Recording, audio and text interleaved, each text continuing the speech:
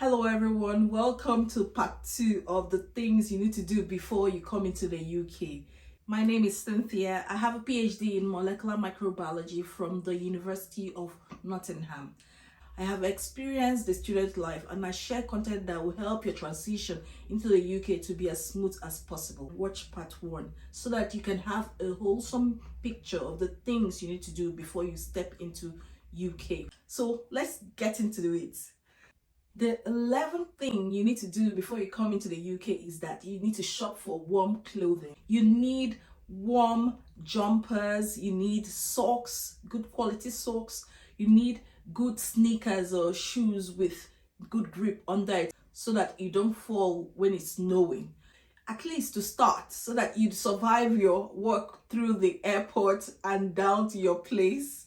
You might bring a few clothes that are very thin, but you will only wear them during summer. Trust me, summer is just a short period of time in the UK. The weather is always cold most of the time. I wouldn't advise you to bring a lot of thin clothing.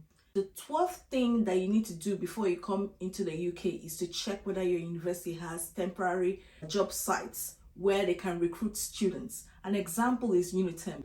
Find out whether it is possible to register for the temporary job site before you come in. When I came in, I registered under Unitemp so I could get job opportunities that are readily available. The next thing you need to do is to shop for foodstuffs and other care products, hair care, skin care, whatever type of things you need, especially your drugs. You might have some particular drugs you need to take from time to time. It might take a while for you to get registered with the GP, and so it will be very important for you to get those drugs that are prescribed from your home country so that you don't come in here and it takes a long time for you to be prescribed a drug that you need.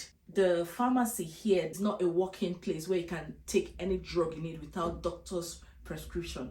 As for your food stuff, remember that you need to wrap it properly. Ideally, it should be in a transparent plastic wrap in such a way that it does not smell.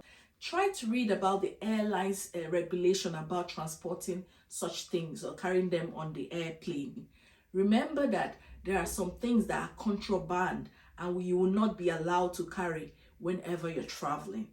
Another thing you have to do is to have enough data and credit and money in your bank. Always change Naira into dollars or pounds before coming in. Naira will not be accepted at the second airport you're going to. If your flight has been delayed and you miss your second flight, you might have to sleep in a hotel. And also try to have enough data in case your MasterCard doesn't go through in order to book another flight. You might have to roam and call somebody, a relative or friend, to help you out. Next thing you have to consider is getting a police report from your home country before you come. Remember to get it as close to the time you're about to leave so that it's as valid as possible when you're looking for a job. In this country, if you're going to carry out a care job, most times they'll ask for DBS check. It is good for you to get a police report because that will be required of you, since a proper DBS check cannot be carried out on your identity. A police report is required when you are going to be handling vulnerable people, children. The other thing with care job is that because they're always in need of staff, it might be easy to get a job immediately you get into the country because you have sorted your care certificate, gotten your police report, and you can start training and start earning to help pay your school fees. So this is something you can consider whenever you want to travel into the UK. Another thing you need to do is you need to pack your luggage according to the airline specification. You need 2 luggages of about 25 or 23 kg and a hand luggage. Remember to take the important documents you need in your hand luggage in case your checked in bag gets missing. You wouldn't want your credentials, you wouldn't want some personal document, your passport, to be in that luggage. Be careful when packing your luggage. Bear in mind that you might need to register for an ATAS certificate. ATAS means Academic Technology Approval Scheme. It is needed by graduate students coming in to study or carry out research in the UK. Make sure you apply on time. Just another financial aspect that you should consider is that you might have to get a TB test done. Now, it costs some money. Find out how much it will cost.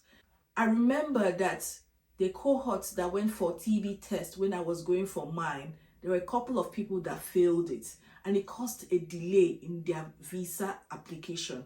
So have that in mind and be prepared financially and otherwise. Another thing people do is that they plan ahead in preparing the visiting visa for their mom or mother-in-law so that she can help them with childcare. This is something that families do, especially families that have little ones. They know that when they come into the UK, it will be difficult to manage childcare, and so they plan ahead, preparing for the financial requirements for their mother or mother-in-law to come in and assist them while they study and work. Before they travel, they have started preparing with meeting the financial requirements, documentations, things that would get from a lawyer. I will prepare a video about things you need for visiting visa, which could help many other people. But this is something you have to bear in mind. A wise thing to do is, if you can bring your mom or your mother-in-law in to UK while you study and while your partner works, it could relieve you guys of childcare, and you might not need to spend so much money on childcare. Another thing you need to do is to contact people living in the UK, especially in the city where you are. You need as much information about that university you're going to as possible. You need to be in contact with, especially people from your home country, be it Nigerians or Indians or Pakistan or from China. It is very important that you are in communication with some people, not just one person. You need to know what to expect, assistance with getting accommodation, the best places to live, the amounts it costs for rent so that you are not cheated and you don't pay more than usual, estimates for other things. So you need to be in contact with somebody that will guide you. And that's why I say, apart from the Nigerian society or a church that you're in contact with, or a religious society or whatever it is, you also need friends, families that have been on this journey ahead of you. They will give you the real story and what to expect so that you are not surprised and you're properly prepared. I hope this video was of benefit to you.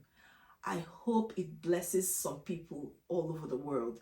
So please subscribe to my channel, hit the like button, and also share with your friends so that they can prepare properly for whenever they are coming into the UK.